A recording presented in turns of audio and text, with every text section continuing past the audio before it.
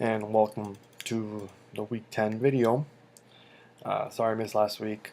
A lot of things going on, work, and some sickness around the family prevented me from staying up to do the video. So, with the help of Eric, who doesn't know he helped me out, I'm going to bring back an old friend to help me with the video.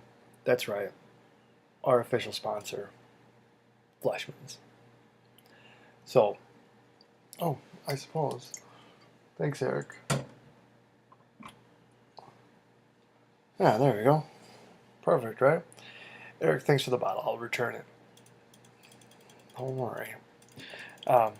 So, we're getting to the nitty gritty. We are getting into the playoff, and it's pretty tight, somewhat. It's pretty awkward. I mean, we really have 8 people fighting for 6 spots, and it's starting to heat up. So, I thought, let's take some moment here and look into the playoff races to see who's got an inside track to one of the 6 spots. So let's get into it with the Tier 1 teams. And by that I mean the teams that are pretty much punching their tickets this week or somewhere eventually. These teams will be making the playoffs. First place John at 7-3. Basically he can make his way into the playoffs with a win and an Eric win. His remaining schedules against Kyle, Eric, and Travis. Their record is 17-13, which gives him a 567, which gives him the 6th easiest schedule coming up overall. Pretty much one of the lots, I think, of getting in. Our second Tier 2 team is Eric, who, with a win and a John win, will punch his ticket into the playoffs. Eric, even though he's up there and only has to have 2 things happen, he's got a kind of a rough. He's got the 7th easiest out of 8, with Travis, John, and JB all left on his schedule. Katie. Remember when Katie was supposed to go 3-10 and supposed to fight for the dumper? Well, here she is at 7-3, and to get in, all she needs to do is win, a John win, and an Eric win, and she clinched the playoff. She actually has the easiest route. The girl that was projected to go 3-10 has the easiest route. Look at Kara, Sam, J, and Charlie. She basically got to get one of those wins. Not too hard if you're asking me. Now let's jump to the Tier 2 teams. The Tier 2 teams are basically teams that, for all intents and purposes, you could say they're locks. They control their own destiny, to be exact. They don't really need as much help, they just have to win to get in.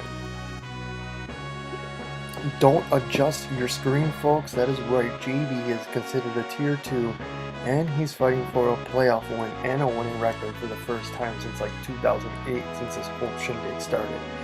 JB cannot clinch a playoff spot, but with Andy, Kyle, and Eric on the schedule, he's got the 4th easiest schedule. Not take anything for granted since Kyle's got Peyton Manning and Andy's on a hot streak, winning 2 in a row.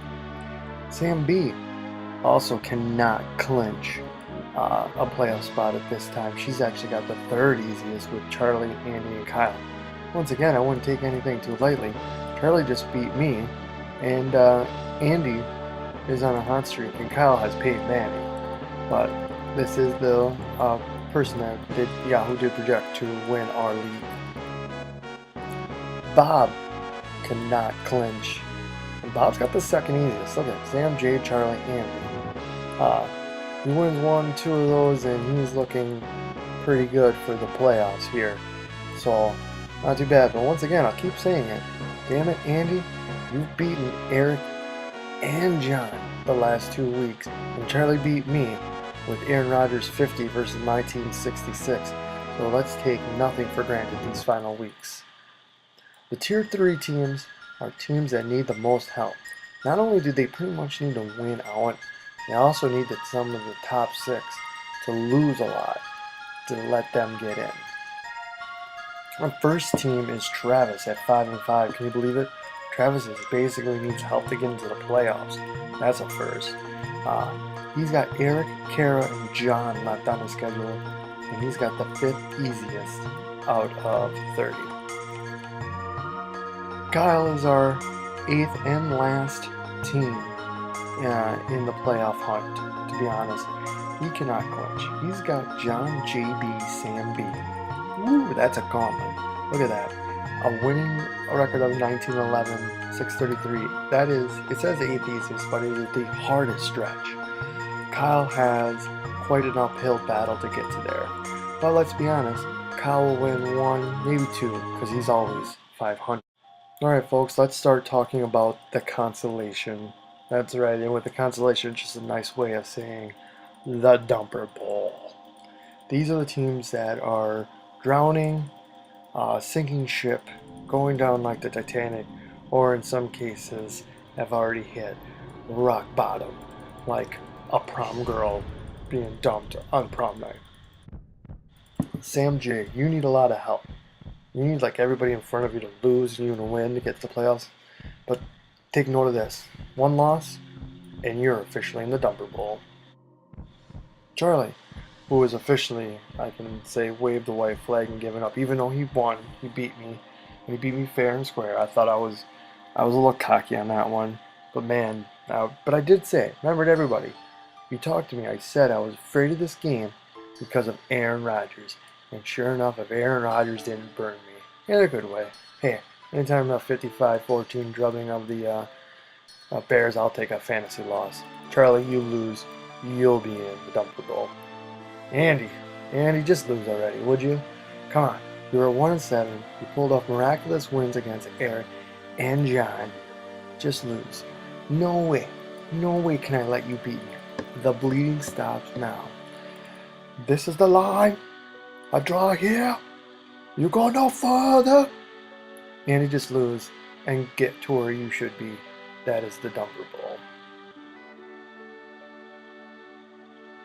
Last but not least, Kara, poor Kara, the once cool Princess Queen of our beloved league, now knows what it's like to be a peasant along with the rest of us. She has officially clinched the consolation bracket at 2-8. Kara, thank you. We appreciate you.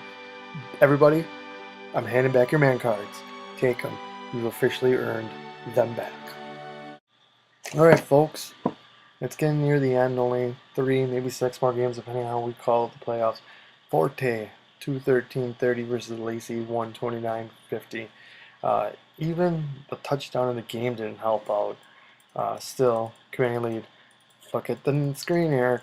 That's what I'm looking for. So team, for weeks and weeks and weeks and weeks and weeks, I said I'd make another video to explain what the next draft would be about, like what sporting event, life event it would be. And folks, get ready for it. 3, 2, 1, cue the music. Everybody know what that means? Anybody know that music? Everybody should. It's probably one of your favorite time of year. Okay, getting warm out. Days are getting longer. Starting to get all riled up. That's right, it is March Madness. The NCAA tournament, folks. That is what we're going to do. Now, I'm going to break it down pretty simple how we're going to do it. And I'm going to break it down by, like this. So, first off, the number 1 seeds. Here's how they are going to go. So as it stands, the first overall pick of the first number 1s goes to the Pick'em, which right now is Kara. The second pick for the number 1s goes to the Dumper Award, to give them advantage. Right now that's Kara. The consolation champ is the 3rd, so congratulations Kyle. And the 4th, basically getting the leftovers, is a championship, which right now is John. Now, 14, 15, and 16s in every bracket will be just mixed into a bowl, and I'll draw an order of where you rank at the end of the year. So John gets first pick. He gets 16 in the East. Congratulations, you get the 16th team in the East, and so on and so on. Theoretically, everybody is going to get a low seed. Now, there's the 1, there's the 14, 15, 16. Let's talk about the other brackets here. Alright, so how it'll go. So this is just last year's bracket, don't worry about it. So, in the South, how it'll go is by order of how you finish, right? So, 1 gets 2, 2nd gets 3rd, and so on and so on and so on. And that's how you play there. Then I will flip-flop it for down here in the Midwest. So, basically, first place will get the 13th seed, while 12th seed, the 12th place will get the 2nd seed. See how that works? So that way, there, this, they're South, Midwest, South, Midwest. Then, how I'm going to do the East and the West. Same kind of theory. What I'll do is I'll take 2 through 7, 8 through 13. Alright, Group A, Group B. And I'll just mix everybody's names up, and I'll pull. So if you finished 1 through 6 championship bracket, you will get, in the East, you will get 2 through 7. Over in the West, you will get 8 through 13. The reason why I did that is so that way we're not having the same matchups go on at all. So, just keep things fresh. Everybody different. It's the way you want it to be. And then, so theoretically, everybody will have 5 teams. Some people will have 6 teams, right? Everybody will have a team in each bracket. Then you might have a team, 2 teams in a bracket because of the 14 through 16. And then some of you will get a 1 seed. So, depending on how that all lays out, it'll be all random. I will draw it sometime during the week before, leading up to Selection Sunday. So that way, when Selection Sunday happens, there's no bias or anything. It's just, there you go. And then it gives you a reason to watch Selection Sunday a little bit more, because then I'll give you your seeds, your brackets, and this is how you're going to watch. Playing games. Playing games are eliminated. Basically, whatever they fall into. So, for example, try to look here. In the South, the playing game is the 16th seed. You get the playing-in team. So, last year it was Albany versus MSM, which is Mount St. Mary's, right? So, whatever team wins, that's who you're getting. Now, granted, it's a 16th seed, so that team ain't gonna win. How the scoring is gonna go. I want to favor teams that go far. So, it's going to be an exponentially higher. Every round doubles. So the first round, round 64, right? 1 point win per win. The round of 32, 2 points per win.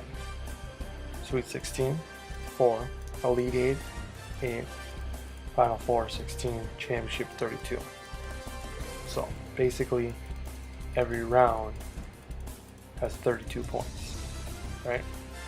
The reason why is I want to reward the team that wins the championship.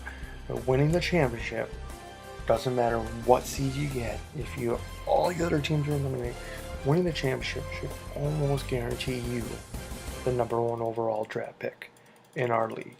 If it doesn't, I apologize. That is not my fault. If you have any questions, comments, concerns, please message. But I slaved over this for 2 years, how to make the NCAA tournament work out, and it finally dawned on me one night.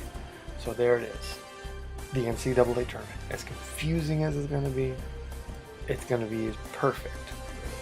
So hopefully Eric gets Duke. So there you go, folks. That is the 2015 draft. We'll see you on the Fantasy Gridiron.